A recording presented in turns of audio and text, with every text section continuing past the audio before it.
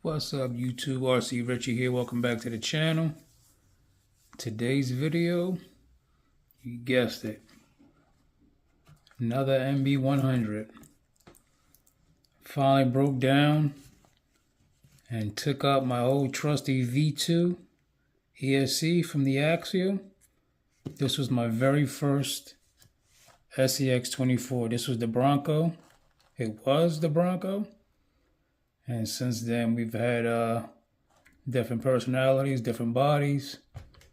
But yeah, it's been the last one to swap out the ESC because, gotta say, and this right here is decased with some Gorilla tape around it, so I could put hot glue down on it. Yeah, I gotta say, this is a pretty good slow crawling ESC for brush motors. If you have the V2, and if you haven't swapped it out, definitely stick to it, because I think it's pretty good. But from what I understand, I don't think they even come in the vehicles anymore. They have the other one with the black case, and the only benefit with that one is you can actually add an external ESC with that one. But yeah, so now is the time. The one thing that these all three have, this is my next one. This is the C10 that I got second. And this is the XL build that I built from the ground up. But one thing that they all have in common is they all have the purple 50 turn Injora. And these two have the MB100. So now, one last MB100 to go. And that'll go in this one. So we are running 33% overdrive in this one. 33% underdrive in this one. And 33% overdrive. But yeah, I absolutely love this MB100. It makes no noise. You can slow crawl it pretty good. The reverse is good on it. And so far so good, I have no complaints. I guess the biggest complaint would be all the wiring that it comes with. But if you see in my last short, I just kind of shorten all that stuff up. Got the braided wires. But what's going to get long is going to be your motor wire, because there's a connection for that, which is a 2-prong going into your motor lead. And then you have the one going into your receiver. And then you have a separate for battery. And also, if you are purchasing this for the first time, make sure it also has a red little box at the top. That's going to let you know that's the V2 for the brush motors. But yeah, it's got some cool features in here. It'll start blinking, I believe, when it gets down to 50%. And then I think it goes down to 75%. It goes down even slower in speed, and then it'll actually shut off on you. In activity, it'll shut off on you as well. So yeah, it's pretty cool. You can't beat it. It's about 22 bucks on Amazon. So yeah, we're gonna throw this in. We're ready. Took all that out. As you know, this is my first Injora build chassis, and this was the one that can fit up to the Gladiator base, because this can slide out and extend. But we're just keeping it locked in place like that. I've never extended it. And we got the 50 turn in here. And we have the all metal transmission in this one. So yeah, we're gonna button this up. I'll show you what it looks like. My plan is just to put it right here, just like I have it on the C10 and on this one. And then we'll run the receiver over here and the battery possibly on top or on this skid. Another thing I want to mention is picked up one of these new receivers that I see out there everybody's getting. But I found this one on eBay, and this is the one that I don't have to solder. I don't like to solder. I do it. But something this small, I know my soldering and the point of my solder is not going to be good. So found this on eBay. It was literally less than 16 bucks shipped to me. Comes with the shrink wrap sleeve on here. Yeah, she's ready to go. It's the FS2A protocol, which should match up with the GT5. One thing to note, before getting the GT5, I thought the GT5 was going to bind up with these type of receivers, because that is a Fly Sky as well, and it does not. So now when I'm running my vehicles, some of them are going to be on a Fly Sky remote, as far as like the ready to runs, like one of these.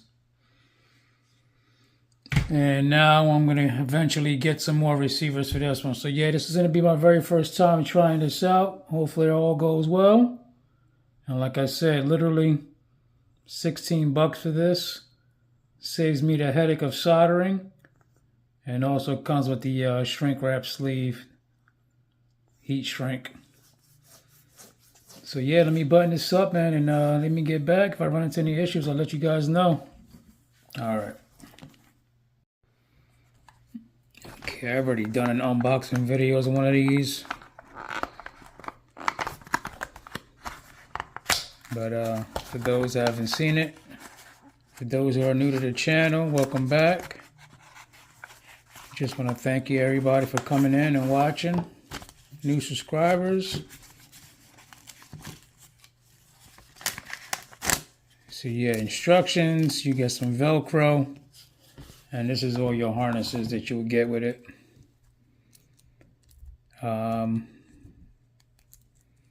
Half these plugs I don't even know. I think they're probably a Traxxas, you know, so on and so forth. But the one we want is, this is a motor lead. This is a good one because, for instance, if you have a battery that doesn't match this plug type, what you can do is use this one, and then this end will plug into the balance port of the battery. Excuse me. Throat is dry. For instance, like this. And there you go. You have a battery connection. So if you have two different battery types, so that helps. Only bad thing is now you have one extra cable to worry about for management. Not a big deal.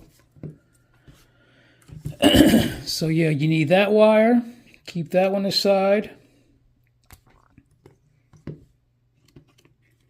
And your receiver wire is going to be this one, which goes right over here. And that's going to go right into your receiver. And your motor, straight up from the motor.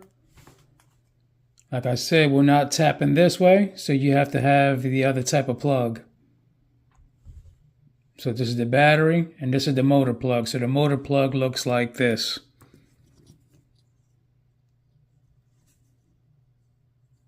Is this type. Most of the time when you connect these, so far what I've noticed is the polarity is reverse on the motor rotation. So you just gotta flip these wires around either way. But yep, this goes in here like this. So pretty much this is gonna stay connected all the time.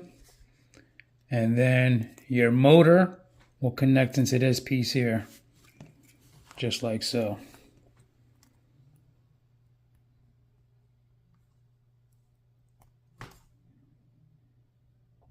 So recently, if you saw my video, on both of these, I shortened up this wire. So what I did is I just soldered, cut these two wires, made it a short distance.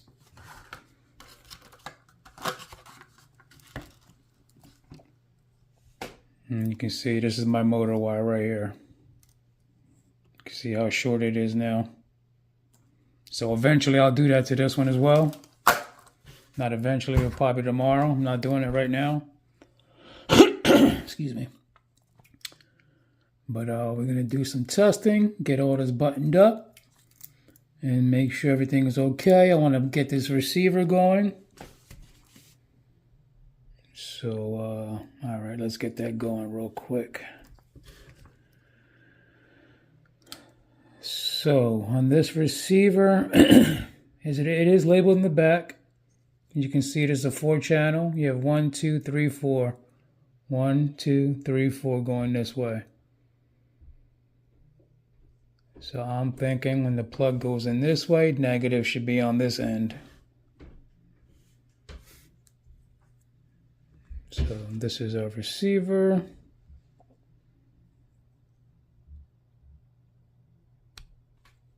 Negative. Got our steering. 1 to burn, 2 to turn. No, 1 to turn, 2 to burn. Wait, I got that wrong, don't I? Oh, good. 1 to turn, 2 to burn.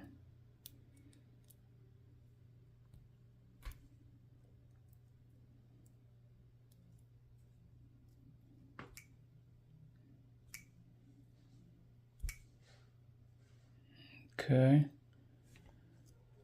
Let me get a battery in here.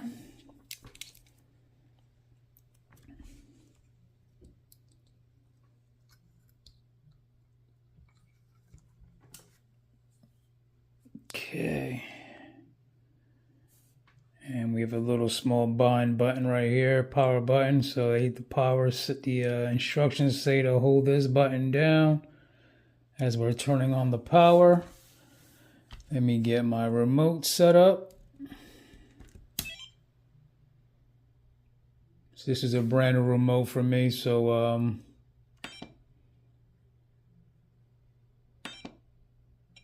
gonna go to model number 2.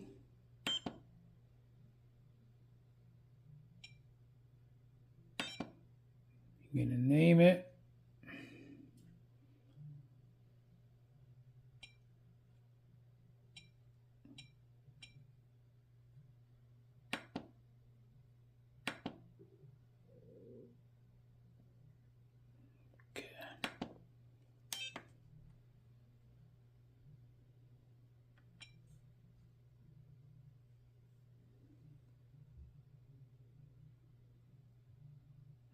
So let's see if we get this right. Hold down this button. Let's turn this on.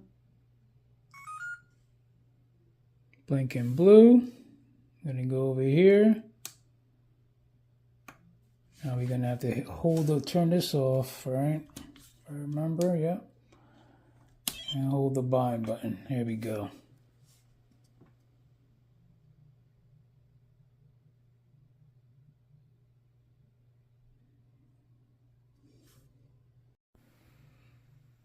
Okay, I had to figure things out real quick. Had me worried there. I'm like, oh man, did I buy the wrong receiver again? Because previously I bought 2 receivers off of Amazon and they were the wrong protocol. But we got the right one. Gotta set up my reverse. Hold on.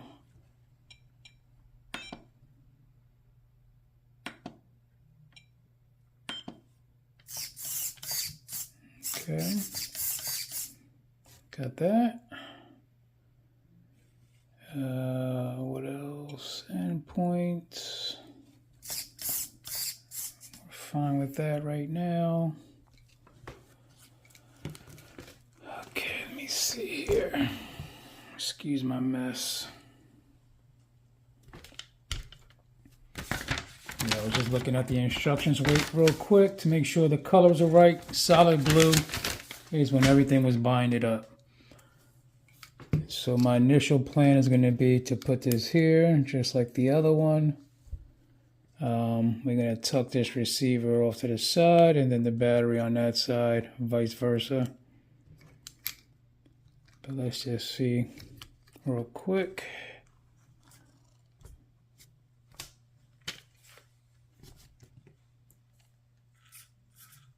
Oh, gotta reverse that as well. Oh, you know what? I forgot. I got this in the wrong way.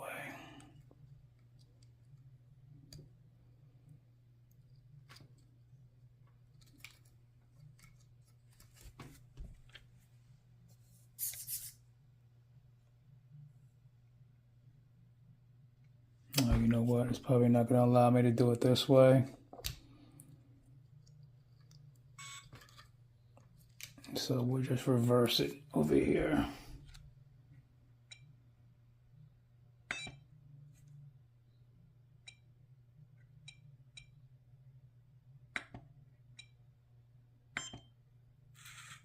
There we go.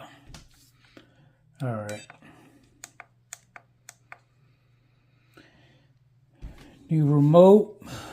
Just got to make sure I get everything down right.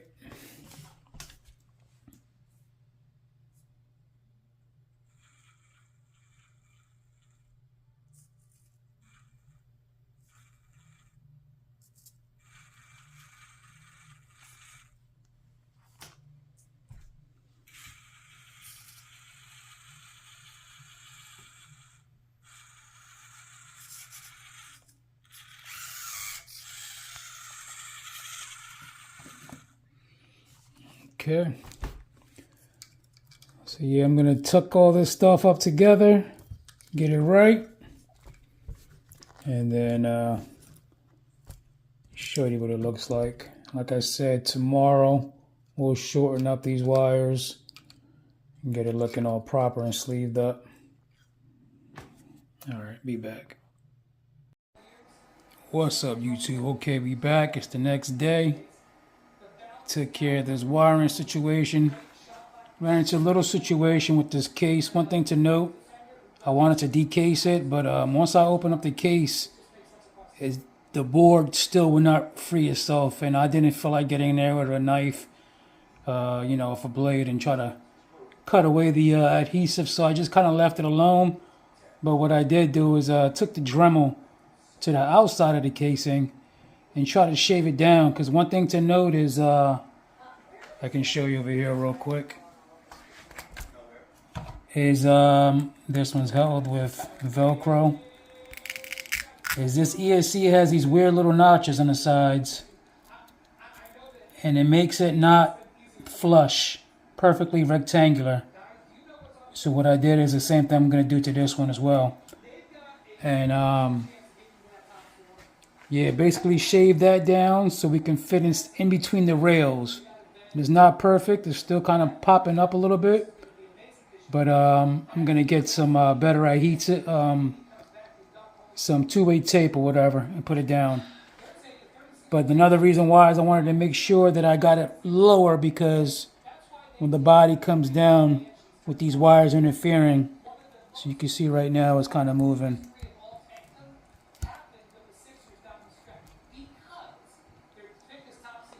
But yeah, we put the wire looms on here. Ran into another little issue, wasn't paying attention. And I snipped this little diode. And I wound up putting some more solder back on it. Everything seems to be working fine. Put the wire loom on this one. I'm still debating whether or not to do the servo. This is the Injora servo. But to be honest with you, I do not recommend these. These are good in the pinch, but at the end of the day, they're not going to last. Same with the Emax. They're pretty much the same. So far, my best budget servo has to be that PTK.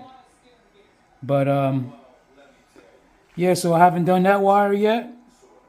But eventually, when I do get to the servo wires, we will be shortening it and then putting it inside the wire loom. But yeah, here you go. This is Thunder.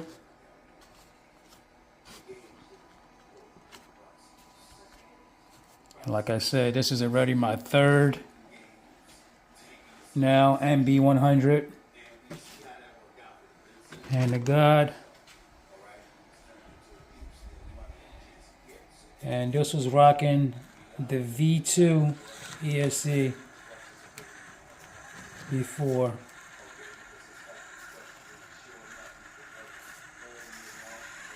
Absolutely no noise. I am running a metal transmission, so you are going to hear more noise than normal.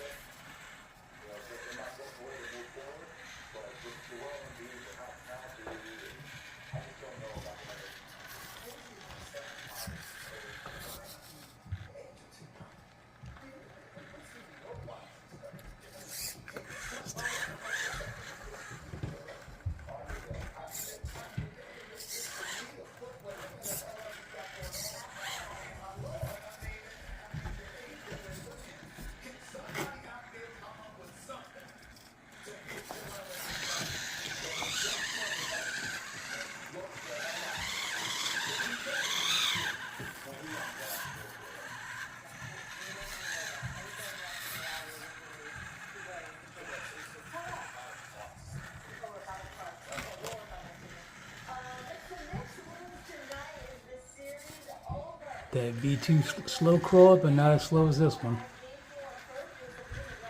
Like I said, if you're on the fence about a brushed ESC, can't beat it. 22 bucks.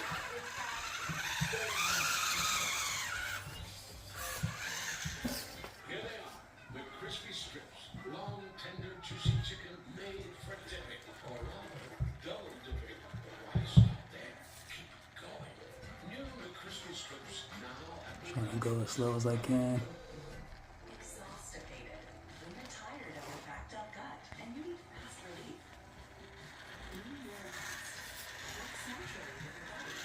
Yeah, I don't want to make the video too long.